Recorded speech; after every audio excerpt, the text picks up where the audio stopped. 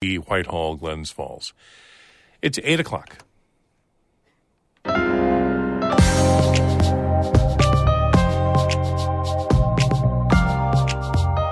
Good morning. This is Northern Light for Tuesday, March 5th. I'm Monica Sandreski. And I'm Todd Moe. An event in Potsdam tonight is part of a statewide effort to educate parents and athletic directors on the seriousness of concussions. It actually is a brain injury. There's metabolic things that happen in the brain after a head injury. And then it's really updating everybody on kind of the newest guidelines. And one of the bigger things is that you can use exercise as a treatment in your recovery process. Governor Hochul is touting her track record on combating crime this election year. In part 2 of our snowmobiling series, we go for a ride with a volunteer in Turin grooming the trails in Lewis County. And Susan Riley started weaving after she retired. She shares her love of fiber, textiles, and yarn in a new exhibit in Waddington. Weavers, we just collect and collect and collect. And that's what I love to do. I love to create texture and I love to combine colors. All that and more is coming up on Northern Light. Stick with us.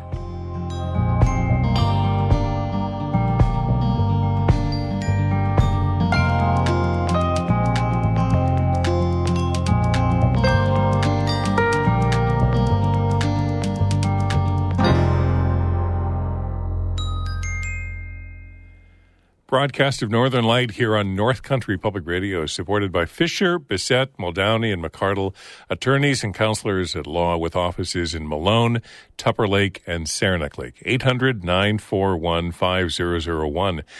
And Adirondack Foundation, connecting people, ideas, and resources to improve lives and expand opportunities throughout the Adirondack region. Details at adirondackfoundation.org.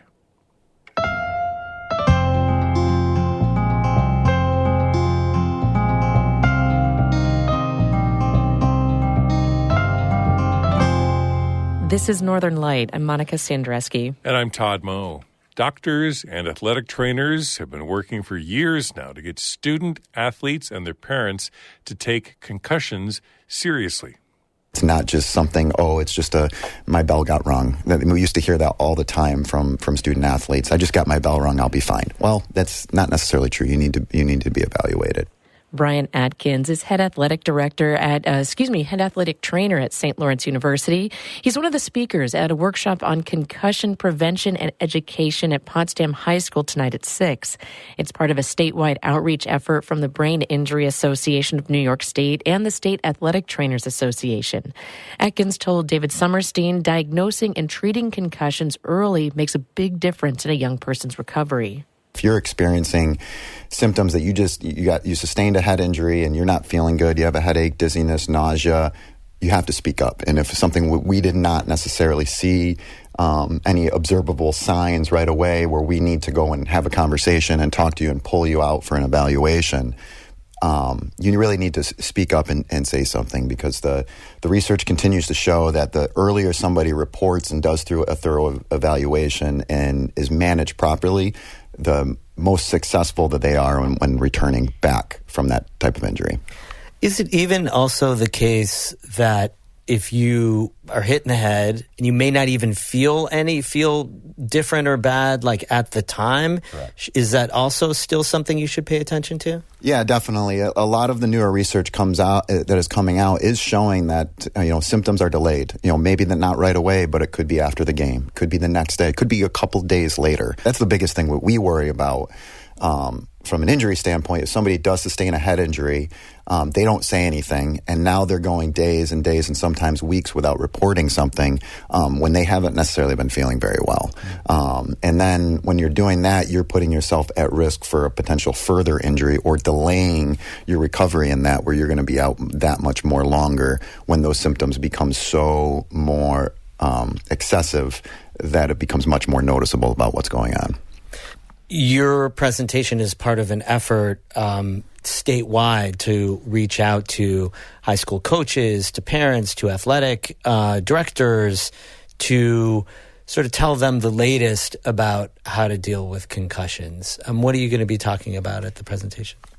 More on my end, part of it is, letting everybody know what a concussion is. It actually is a brain injury. There's metabolic things that happen in the brain after a head injury. And then it's really updating everybody on kind of the newest guidelines. And one of the bigger things that has come out in the latest guidelines is that you can use exercise as a treatment in your recovery process after a concussion. There used to be, and this isn't that far away, long ago, that there was this cocooning type therapy where when you've sustained a concussion, you're not supposed to do anything. You're supposed to stay in a dark room. You're supposed to really rest and not engage in any sort of activity, be home from school for a week, those type of things.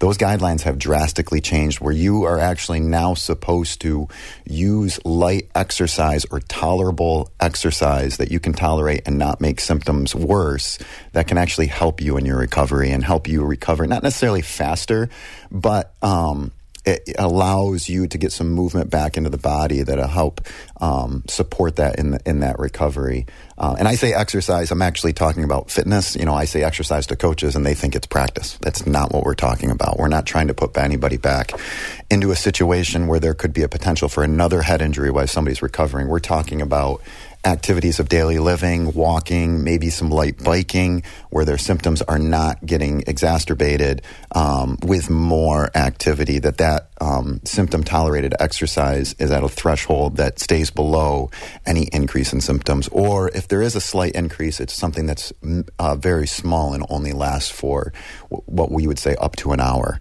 But the other part that sometimes gets forgotten is getting somebody back to education, into their academics, which obviously is extremely important in the college settings, also very important in the high school and middle school youth or in elementary settings as well.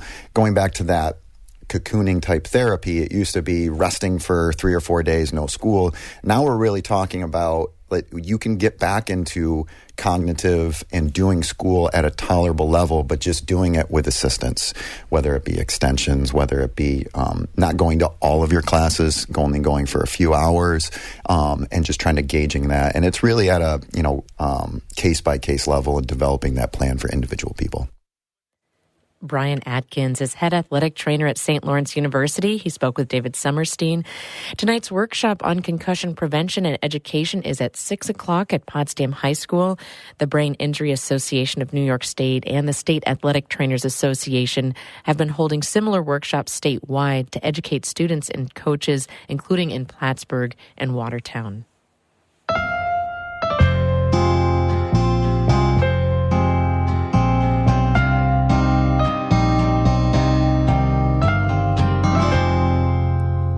Snowmobiling is an $80 million industry on the Tug Hill Plateau in Jefferson and Lewis counties.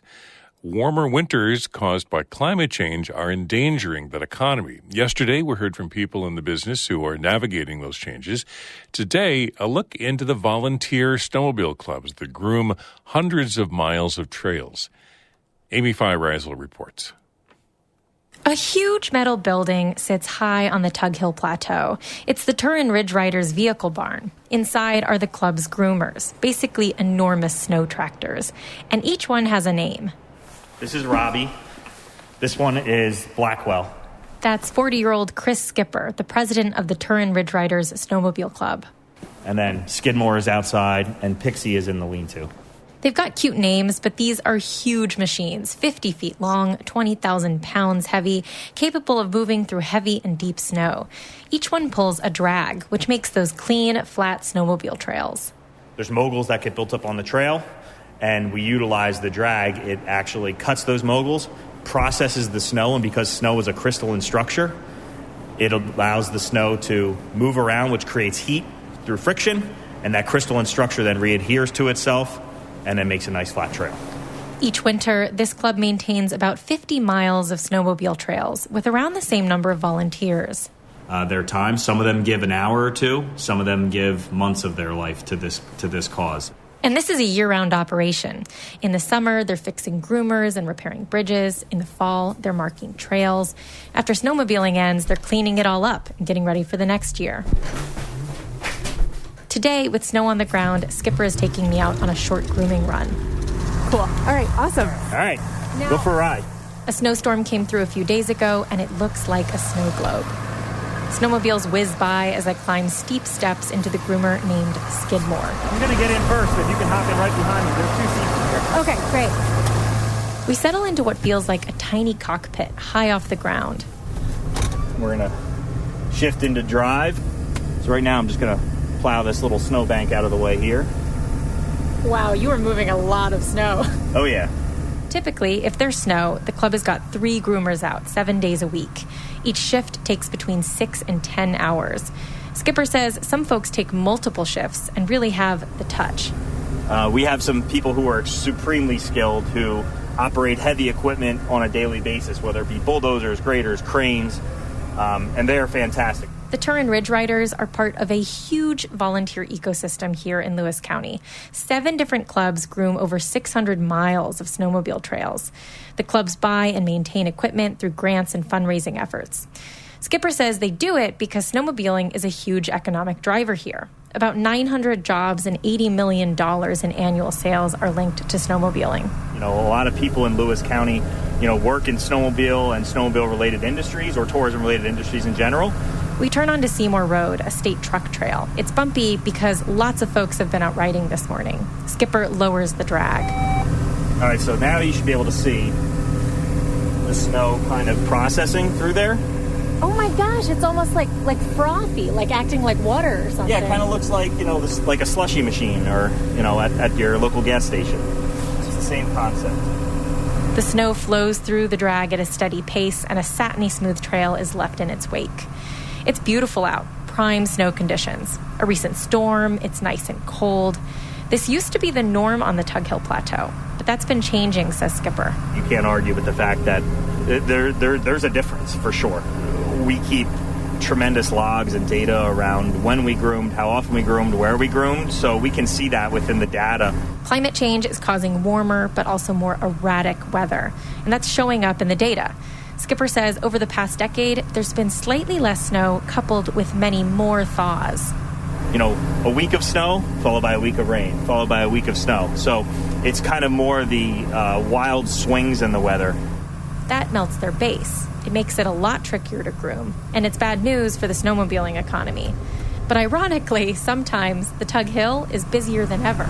Especially over the past 5 years, the trend has been that if we have snow and it's okay snow, that means very few other areas in the state have it. So from an economic standpoint, when we do have snow, it's very, very busy. Skipper takes a wide left onto a trail cut through private farmland. Owned by one of our longtime landowners, it would be Demco Farms. Landowners, without them, none of this would really exist. We'd be relegated to a very small playground of seasonal roads and state truck trails, and they would connect to nowhere. Connection is important. The Turin Ridge Riders trails connect with another system that makes it possible to snowmobile all the way from Old Forge to Lyons Falls. Locally, their trails connect to small hamlets and the Tug Hill. If I didn't put the trails on my land, they wouldn't get from point A to point B, from Branningham to the hill. Mike Brannigan owns Woods Hill Farm, a 2,000-acre dairy with miles of snowmobile trails set up in the fields. He says it's the neighborly thing to do. To get trails to go from one establishment to the other to bring money into the county. And when they come through, they stay on the trail. I've had no issues with them. That's music to Chris Skipper's ears. He says volunteers go through great pains to mark trails clearly with flags, and they work closely with landowners. When we have sensitive crops, especially alfalfa, we'll keep the trail probably about 15 to maybe 20 feet wide because we're trying to minimize the footprint. Skipper points out some snowmobiles taking a break a couple hundred yards away. He says they're doing it right. These people are right here. They're just pulled off to the side of the trail, 2 feet off to the side to take a break. That's great, but we don't want to see people off of the trail. Skipper says bad riding etiquette can tip the delicate scale, balancing recreation, economic activity, and the local opinion of snowmobiling. The truth is, while lots of locals ride, lots of locals don't. Back in the grooming barn, Skipper says even amongst the club's volunteers, ridership is limited. In fact, I would say that out of our 50 or so volunteers, this may shock you, probably less than half actually ride snowmobiles. Now, why is that? They just enjoy the social aspect of it, and they enjoy, doing something, again, that's not necessarily for themselves. Skipper says lots of their volunteers also staff volunteer ambulances or help run local food pantries. Whatever it is, I think that generally people in Lewis County and even the North Country, I would say, are very giving and very philanthropic by their nature. And while this winter has been spotty, when the snow's falling, volunteers like Skipper are out making it beautiful for riders. Amy Feiereisel, North Country Public Radio on the Tug Hill Plateau.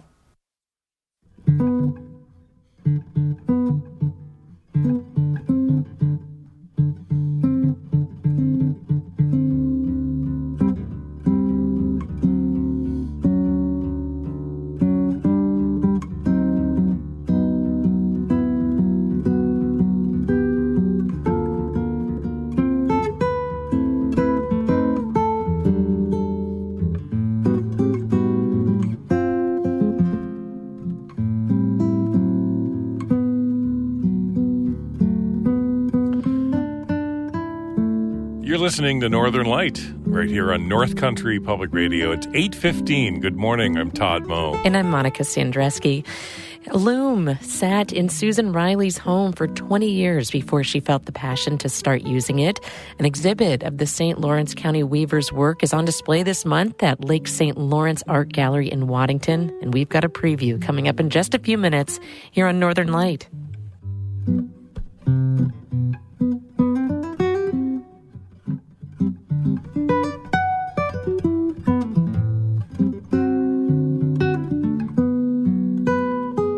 Music by Colton guitarist Paul Myers. You'll find more of his music, part of our Underscore project, on our website at ncpr.org. Northern Light is supported by Long Run Wealth, an SEC-registered investment advisor in Lake Placid, providing comprehensive wealth management, retirement, and financial planning solutions. LongRunWealth.com. And Citizen Advocates, enabling people with developmental disabilities to live meaningful, self-chosen, and safe lives since 1975. Online at citizenadvocates.net.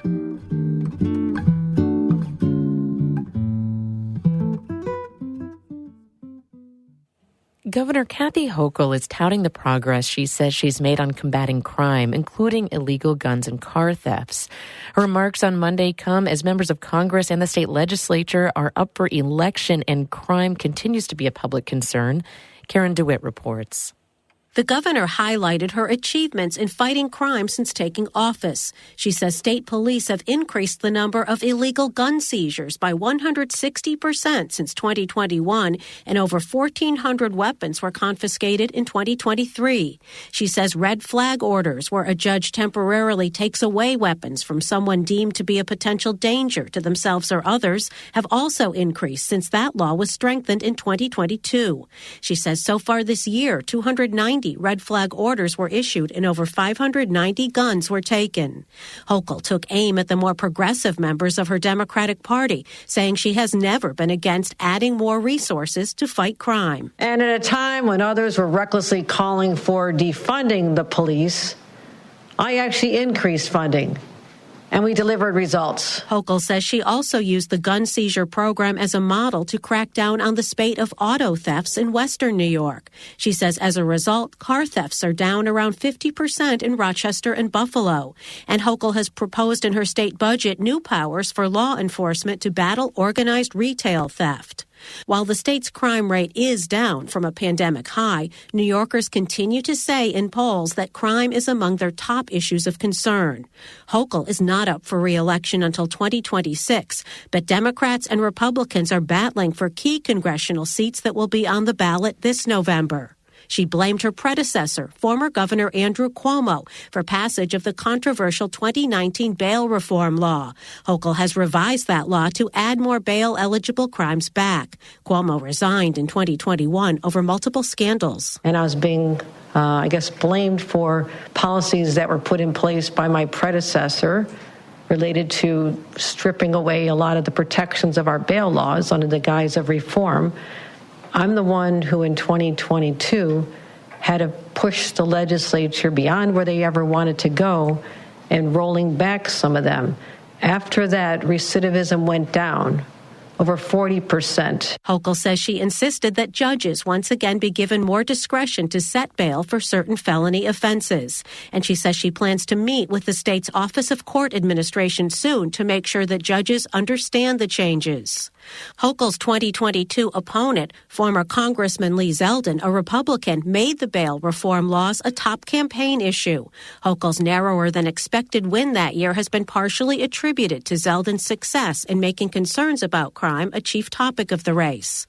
Hochul says while the crime rate is dropping, she intends to increase funding for state police and be vigilant about trying to reduce it further, including crimes on the New York City subways.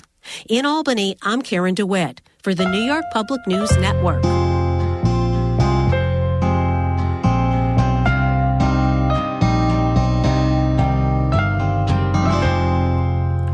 A family-owned theme park in the Adirondacks has been sold to a management company in Florida. The Noonan family had owned Water Safari in Old Forge for 46 years. On Friday, it sold the theme park to Innovative Attraction Management based in Central Florida. In a press release, the company said it's committed to preserving Water Safari and, quote, enhancing the experience for guests of all ages for years to come. The Water Safari Resort is the largest water theme park in the state. It also features a mini golf course, go-karts, a campground, and a lakefront hotel. A Syracuse woman launched into space with NASA Sunday night. Jeanette Epps is part of a team of 8 astronauts that lifted off from Florida around 11 p.m. 5, 4, 3, 2, 1, ignition, engines full power, and liftoff of NASA Crew 8. Go Falcon, go Space Arctic, go over with NASA. Jeanette Epps is the second black woman to be part of a long-term mission at the International Space Station.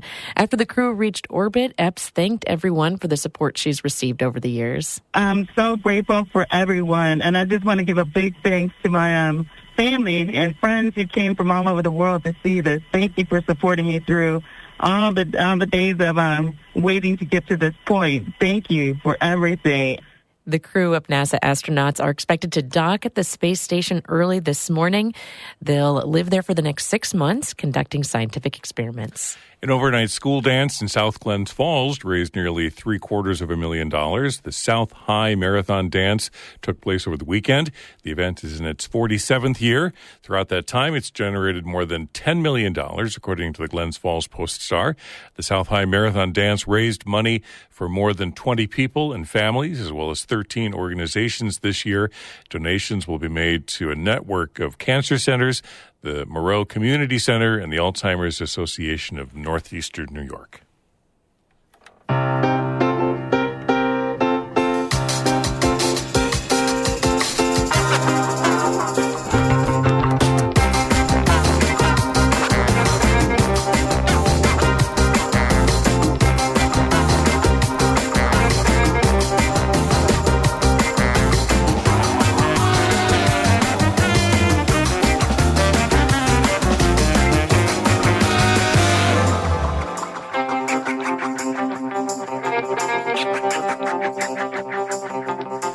You're listening to Northern Light here on North Country Public Radio. I'm Todd Moe. And I'm Monica Sandreski. In just a minute, Honor the Yarn. We talk with a Waddington weaver with a passion for fiber. Then stick around after the show for Bird Note, the nesting habits of great horned owls coming up at 8:42. But first, Todd has a look at the weather for us. Cloudy with rain in the Glens Falls area today and a little cooler, highs in the 40s. Also some scattered rain showers through much of the Adirondacks with highs in the 40s today. Elsewhere, clouds and a high near 60 later today. Light winds out of the south. Then good chance of rain moving into the region, across the region tonight and tomorrow. About a 50-50 chance of scattered showers tonight and about a 70-80% chance of rain tomorrow with highs in the mid to upper 40s. Right now in Canton, partly sunny and 52 degrees. A new exhibit of work by Waddington fiber artist Susan Riley is on display this month at the Lake St. Lawrence Gallery in Waddington. Her pieces include woven wall tapestries, table runners, sculptures, and dyed silk scarves. Sometimes it takes a while to discover a love for creating art. Life just gets in the way. Susan Riley first observed a woman weaving threads into cloth. At 25, she told herself weaving was something she wanted to learn. Her husband bought her a loom for her 40th birthday, and it sat in a room in our house for 20 years. After retirement, Riley dusted off her loom, took classes, collected yarn and other fibers, and made a commitment to weaving. Call it a pause and then a passion. Her weaving journey has included trips around the Americas, Asia, and even Antarctica, journeys that allowed her to discover new fibers and challenges of learning different weaving techniques. These days, you'll find her offering private lessons in her home studio that boasts 4 looms, still taking classes at the Hand Weaving Museum in Clayton, and helping to curate art at the Lake St. Lawrence Gallery in Waddington. That's where I caught up with her to talk about weaving and a love for fibers. My name is Susan Riley, and I live outside of Waddington on Route 345. And I started weaving after I retired. So it's a pretty new thing for me. I want to just say we're standing in front of one of your pieces here at the gallery. Yes. Is this your latest piece? The latest piece. Yeah, it's beautiful. This took 9 months to weave. And I wove it at the Thousand Islands Art Center. So I was only up there once a week. So you factor that in. But it's what they call a miniature overshot. And I saw this in a magazine when I first started weaving. And I thought, someday I want to be able to do this. And I have now been able to do it. The designer took overshot motifs and combined them into border and then miniaturized it. So overshot is a older weaving technique that was done a lot in the colonial period. And to have the mind that can take that and create that combination is fascinating to me. And then you've got some braiding up here. Yes. What I do is I do a lot of what these are called kumuhimo braids, and they're done on a disc. I have kumuhimo braids on all of my wall hangings. It's sort of my signature. Originally, where this warp is showing, I had wanted to make kumuhimo braids and put them through there. 60 hours later, I had zillions of kumuhimo braids, and I did that, and it was way too much. So I took it out. I used this one, and the others will be in something else someday. The old saying, sometimes less is more, right? Exactly. Yeah. This was a very early piece I did, and my mentor, Sonia Wall, when I first started weaving, I would come to her with some yarn, and I would say, what should I do with this? And if it was a lovely yarn like this, that's all variegated, she would say, you've got to respect the yarn, honor the yarn. So this is what we call a balanced weave. So it's equal amounts of warp which goes through the loom and weft. So it's that's why they call it balanced or plain weave. And so you get the design just by the yarn and how it comes off the spool. And then I added the fuzzy stuff. How do you decide the color combination in a piece like this? Is it just sort of, those are some favorite colors and they work? Yes, and weavers, we just collect and collect and collect. So when I go in my studio, I will see something and then I'll find something else to go with it. And that's what I love to do. I love to create texture and I love to combine colors. So I also notice you have also incorporated little hidden treasures, sort of, right? Yes, they are. Yes. Oh, I didn't even see that one. This my father brought back from the war. And I did this shortly after he died. So I said, that's got to have my dad's coin in it. What is it about weaving, Susan, that just speaks to you, because every artist seems to have that sort of real strong commitment. When I was 25, I went into a gallery and this woman was weaving on a small loom. And I thought, oh, I really want to know how to do that. And at 45, my husband bought me my huge loom, which sat in our library for another 20 years until I retired. So I decided the first thing I was going to do when I retired was to learn how to weave. And I was going to go away, to find a place that would teach me. I've landed on the site for the Thousand Islands Art Center, and they were offering a beginning weaving course. So I went and took it, and my mentor